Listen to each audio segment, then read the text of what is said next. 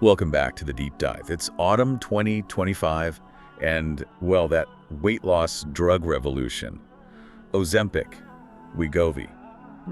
It's not just hype anymore, is it? No, it's really become a fundamental part of the public health conversation, a huge shift in how we even think about metabolism and weight management. It feels like a lifetime ago, but back in 2023, this thing just exploded. I remember seeing stats where searches for weight loss drugs were actually beating election news in some places. Absolutely. And you had figures like Elon Musk, Oprah Winfrey talking about it, this promise of, 20% weight loss without turning your life upside down? Exactly, and they created this massive wave of interest, but also, a lot of questions for people trying to understand it all. And I think for you listening now, the questions have probably evolved. It's less, do they work, and more, are they safe? Truly safe for the long haul. Right. What are the hidden risks now that millions are using them? Can you really lose weight and keep it off without hitting the gym constantly? And that big practical one, remember the shortages, that finally over. So that's our mission today. We're going deep into the science, looking at everything right up to this month, October 2025. We've got FDA warnings, clinical trial data, user stories. Yeah, trying to synthesize it all to give you the clearest possible picture of where things stand with semaglutide and its relatives. Okay, so let's start with the basics, maybe beyond the brand names. How do these drugs actually do what they do? Well, what's fascinating is that Ozempic, or semaglutide, isn't some totally foreign chemical. It's basically a souped-up synthetic version of a hormone your own gut makes, GLP-1. GLP-1, okay. Think of it like this. Maybe your brain has a hunger button that's usually pretty loud. This drug is like an agonist, something that presses that button, but in a way that turns the volume way down, almost to a whisper for some people. So it's hijacking a natural signal, making the I'm full feeling much stronger and last longer, like all week long from one injection. Exactly. And that translates into weight loss through really three main actions working together. Okay, what's the first one? The biggest one, arguably, is slowing down how fast your stomach empties. Gastric emptying slows right down. Meaning the food just sits there longer. Pretty much. So instead of feeling hungry again an hour or two after lunch, you might feel satisfied for, say, 4, maybe 5 hours. That alone can cut your calorie intake by 20–30% without you even consciously trying. Wow. Okay. That sounds like the kind of effortless part people talk about. It feels that way. And the second part reinforces that feeling. It directly targets the appetite control center in your brain, the hypothalamus. Hitting the command center. Right. It dials down ghrelin, that's your main hunger hormone, and boosts the hormones that signal satiety, that feeling of fullness. We saw some really powerful user stories on this. Like the one from Sarah in Saudi Arabia. Yeah, she put it perfectly. Said the voice of hunger in her head turned into a whisper instead of a scream. It tackles that mental side, that constant focus on food for some people. Okay, so stomach slowdown, brain signals. Yeah. What's the third piece? You said metabolic. Precisely. Beyond just appetite, it helps regulate your blood sugar by improving how your body releases and uses insulin. This is really important. Why is that? Because it encourages your metabolism to shift away from just burning quick sugars and storing the excess as fat.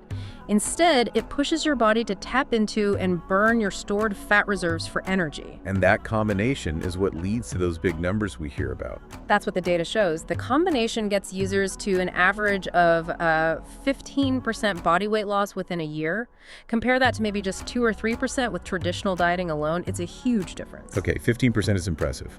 But here's the big question, the one I think everyone listening is wrestling with. Is this sustainable? Is it safe for the long haul? Or is it just another quick fix that eventually backfires? We've all seen fad diets, right? That's absolutely the crucial question. And honestly, the long-term data that's been coming out through 2024 and into 2025 is, it's pretty reassuring on the whole. You're talking about studies like the SELECT trial. Exactly. That was a landmark one. Huge, over 17,000 participants. It confirmed that using Wegovy long-term doesn't just help you lose the weight, it helps you keep about 10–15% of it off for years. Maintenance is possible. But wasn't there something even bigger than the weight loss in that trial? Yes. And this is what really changed the game. The massive finding was the cardiovascular benefit. Okay. The trial showed a significant 20% overall drop in cardiovascular risks, things like heart attacks and strokes for people who already had heart disease. 20% overall. And even more specifically, a 26% reduction in actual heart attacks and strokes in that high-risk group. That's profound. Wait, 26% fewer heart attacks? That completely reframes this, doesn't it? It stops being just about weight or looks and becomes a serious therapeutic tool. Absolutely. It pushes it into the category of long-term chronic disease management, much like we think about statins for cholesterol or meds for blood pressure. It's not just cosmetic anymore. So think of it like a long-term medication requiring upkeep. Exactly. Like a reliable car, it needs maintenance. The FDA recommendations and what doctors advise is regular check-ins. Blood tests every 3 months or so, primarily to keep an eye on kidney and liver function. It's safe with that monitoring. Diligent maintenance is key. Okay, but what about the flip side? The risk everyone warns about, the rebound weight gain if you stop taking it. That is a very real risk, and you need to be aware of it. There was an ABC News study back in 2024 that really highlighted this. If you stop abruptly, on average, people regain about 2/3 of the weight they lost within just 1 year. 2/3 back in a year. Oof. Yeah, it really underscores that this isn't like a course of antibiotics you just finish. It's managing a chronic condition, potentially long-term hormonal management. If stopping is necessary, it has to be done gradually, tapered off under medical supervision. And ideally combined with lifestyle changes to hold on to the gains. Definitely. Especially focusing on preserving muscle mass, which can be lost along with fat if you're not careful. Exercise becomes crucial there. And we absolutely have to mention the contraindications. Yeah. Who should steer clear completely?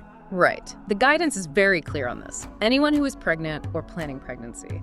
Anyone with a personal or family history of certain types of thyroid cancer, specifically medullary thyroid carcinoma. Okay. And anyone who's had pancreatitis in the past. For those groups, based on all the latest FDA updates, these drugs are considered completely off limits. Good to know. Now let's talk about the side effects, maybe the darker side people worry about. Yes, let's be upfront. While the serious risks get headlines, the most common issues affecting maybe up to half of people when they first start are related to the gut. Nausea, diarrhea, Yeah. that kind of thing. Exactly. Nausea, diarrhea, sometimes bloating or constipation, especially noticeable after eating, say, a high-fat meal. That sounds pretty unpleasant. Is it something you just have to live with? Usually no. Most users report it's an initial shock, kind of the body adjusting. It tends to be mild or moderate and often fades within the first few weeks or months, especially if the dose is increased slowly. Okay, so mostly temporary for the common stuff. What about the more serious risks?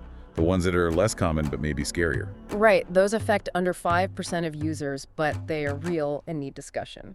We're talking about things like acute pancreatitis, sudden inflammation of the pancreas, gallbladder problems, like gallstones, have also been reported. And kidney issues. Potential kidney damage, yes. Often, this seems linked to severe dehydration if someone has persistent bad diarrhea and isn't keeping up with fluids. It highlights how important hydration is. As these drugs became super widespread through 2024 and into this year, 2025, did any new concerns or, trends pop up? Yes, a few things started getting more attention. One term that got a lot of buzz was Ozempic face. Is that actually a medical thing? Yeah, I saw that term. It's more of a pop culture description, right? Coined by places like UCLA Health back in May. It describes the look some people get from rapid fat loss all over the body, including the face. So losing the fat padding in your cheeks? Exactly. Which can lead to a kind of hollowed out look, maybe some sagging skin, making people appear older than they are. It's a consequence of overall fat burning, not specific to the face itself. Got it. Then there are the rarer but more medically serious issues linked to how the drug works. Gastroparesis, for instance. Stomach paralysis, that sounds awful. It is. It's rare, but it's when the stomach emptying slows down too much, essentially stalling food. This can cause constant severe nausea, vomiting, and complete loss of appetite. Really debilitating for those affected. And there was that alert about vision loss, too, from Europe. Yes, that was significant. Yeah. In June 2025, the European Medicines Agency flagged a rare risk of something called NAION. NAION. Non-arteritic anterior ischemic optic neuropathy. Basically sudden vision loss, usually just in one eye. It was rare but serious enough that regulators required label updates globally to warn about it. Wow, okay. Given those potential serious issues, that FDA warning from just last month, September 2025, of unapproved versions, seems incredibly important. Absolutely critical. They put out a strong warning against buying compounded versions, meaning mixed up in local pharmacies or unofficial oral versions sometimes sold online. Why the strong warning? Contamination. Exactly. They cited over 500 reports of serious side effects linked directly to these unofficial products, things like bacterial contamination leading to infections. It's just not worth the risk. So the clear takeaway is, stick to the official, Prescribed, regulated medication from legitimate pharmacy. Period. 100%. Trying to save money with some sketchy online source could cost you far, far more in terms of health. Okay, so assuming someone is using the proper regulated drug, what are the practical tips to manage those common side effects, like the nausea? The advice is consistent across the board. Number 1, hydrate, hydrate, hydrate. Aim for 2 to 3 liters of water daily. This helps with nausea and protects your kidneys. Makes sense. Number 2, eat smaller, more frequent meals and focus on protein-rich foods. Avoid big, heavy, high-fat meals, which tend to trigger the gut issues more. And starting dose. Always start low and go slow. Begin with the lowest possible dose and increase it gradually over weeks or months as directed by your doctor. This gives your body time to adapt. Right. This brings us back to that idea of the magic pill. Can you honestly just take the shot and expect to drop 15% of your body weight without changing anything else? No diet changes, no exercise. Well, the honest answer seems to be, yes, you can lose noticeable weight just from the drug's appetite suppression alone. The sources suggest maybe 5 to 10% loss in the first year that way, perhaps around 30 pounds in 6 months without dedicated workouts. There's always a but. But it's less effective and much less sustainable long-term if you rely only on the drug. Why does adding effort matter so much if the drug is handling the appetite? Because it's about synergy. Yeah. The drug is an incredibly powerful tool, yes, but it's not actual magic. Pairing it with healthier food choices, more vegetables, fruits, lean protein, and even moderate activity, like 30 minutes of walking most days, that's what boosts the loss up towards that 15% or even higher. And crucially, helps keep it off.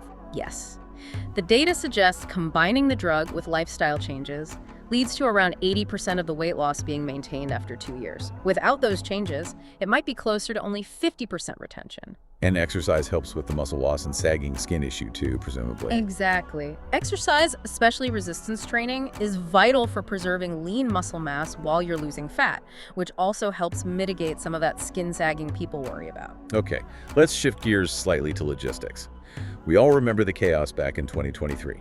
Demand exploded, something like 300%, fueled by all the media hype. Oh yeah, it was a nightmare. And it created this awful situation where people with type 2 diabetes who needed Ozempic for blood sugar control often couldn't get it because it was being snapped up for weight loss. Major ethical debates there. It was a serious public health crisis. So the big question is, where are we now in October 2025? Is the supply chain fixed? What's the verdict? Thankfully, yes. That shortage is largely history. The FDA officially confirmed the resolution back in February 2025, and supplies really stabilized by April. How did they fix it? Just make more?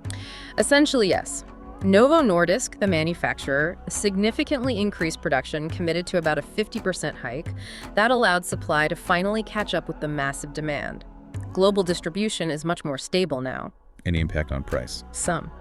With supply normalized, we saw U.S. prices for drugs like Wegovy drop by around 20%. Still expensive, but heading in the right direction. Okay, that's a huge relief, especially for the patients who rely on it medically. Absolutely. It was critical to resolve that. So looking forward now that supply is stable, the innovation hasn't stopped, has it? Are there even more powerful options available or coming soon? Not at all. The speed here is pretty remarkable. We already have alternatives that are proving even more potent for weight loss. Like Mounjaro. Exactly. Mounjaro and its weight loss branded version Zepbound. That drug is tirzepatide. It's different because it acts on 2 hormones, GLP-1 and another one called GIP. Dual action. Does that make a big difference? It seems to. Average weight loss with tirzepatide is often higher, pushing into the 20 to 25% range for many users. That's a significant step up from semaglutide's 15% average. 20 to 25%. Wow. Anything else on the horizon? Oh yes. The one getting a lot of buzz right now is amycretin. This is potentially the next big thing because it's being developed as an oral drug, a daily pill. A pill instead of an injection. That would be huge for access. Massive. And the early trial data from 2024 was impressive, something like 13% weight loss in just 3 months. If it holds up in larger trials and maintains a good safety profile, they're eyeing a potential launch around 2026. That could really change the landscape again. Okay, but what about people who just don't respond well to these drugs? You mentioned maybe 30% don't get great results, or the side effects are too much, like that ex-user testimonial you found? Right, the person who switched off Ozempic due to severe nausea. For people like that, or those looking for non-pharmacological support, there are some natural options that might help stimulate the body's own GLP-1. Such as? Berberine is one that gets mentioned a lot. It's a plant compound, often taken around 500 milligrams daily. It seems to improve insulin sensitivity, somewhat like the diabetes drug metformin. Interesting. And certain types of tea, like yerba mate, have also shown some ability to naturally boost GLP-1 levels. That analysis user actually reported switching to berberine and managing to lose about 4 kilograms without the side effects they had on Ozempic. So alternatives exist, though likely less potent than the drugs. Finally, let's touch on the brain again. These are powerful hormonal agents. Are there unexpected psychological effects, good or bad? It's a really interesting area. On the positive side, studies are showing these drugs can significantly reduce cravings and addictive behaviors around food, like a 25% cut in food addiction symptoms reported in some research. It suggests they might help stabilize the brain's reward pathways. That's fascinating. Any downsides psychologically? There's a small but notable risk. Maybe 1–2% of users report an increase in anxiety or depression, particularly when starting or changing doses. This might be linked to the rapid hormonal shifts. But interestingly, on the flip side, other research suggests GLP-1 agonists might actually reduce the risk of dementia and potentially other addictions by around 10%. So it's complex, affecting brain chemistry in multiple ways. So pulling this all together, what's the bottom line for someone listening right now in late 2025? Well, it seems clear that Ozempic, Wegovy, and now drugs like Zepbound have truly reshaped how we deal with obesity. It's shifted the conversation, moving beyond just willpower towards understanding the powerful role of hormones. They're undeniably powerful tools, effective, backed by increasingly solid long-term safety data, even showing unexpected benefits like reducing heart attack risk. Right, but they are not magic pills. They work best and most sustainably when used as intended under medical supervision. With those regular checkups, blood tests every 3 months or so. Exactly, and combined with lifestyle adjustments. Even small, consistent changes like adding that daily walk, focusing on protein, staying hydrated, those make a huge difference in outcomes and long-term success, especially for keeping muscle. So the key takeaway really has to be about safety and informed use. Talk to your doctor, get the real regulated medication. Stay super hydrated, 2 to 3 liters of water daily. Yes. And please, avoid those sketchy, unapproved online sources. The risk of contamination or ineffective products is just too high. Okay, so the shortage crisis is behind us. The second generation of even stronger drugs is here, and oral options like amycretin are potentially just around the corner. Thinking bigger picture. Obesity affects, what, 1 billion people globally now in 2025? At least. It's a massive global health challenge. So how profoundly do you think these increasingly powerful pharmacological tools are going to change our whole public health approach? Our fundamental ideas about diet, exercise, personal responsibility, and long-term health management over the next decade? That is the billion-dollar question, isn't it? How does this shift everything? Something for all of you to think about. We'll leave it there for this deep dive.